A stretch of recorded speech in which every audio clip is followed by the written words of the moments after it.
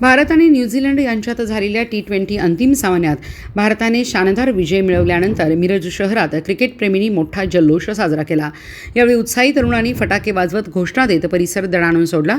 सामना संपताच शहरातील महाराणा प्रताप चौक परिसरात युवकांनी एकत्र येत फटाके फोडले, घोषणाबाजी केली आणि भारताच्या विजयाचा आनंद व्यक्त केला।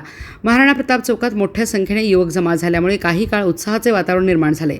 मात्र काही युवकांनी अतिउत्साहात हुल्लडबाजी करण्याचा प्रयत्न केल्याने पोलिसांनी तात्काळ हस्तक्षेप करत त्यांना फटकारले। पोलिसांनी नागरिकांना शांततेत आनंद साजरा करण्याचे आवाहन केले।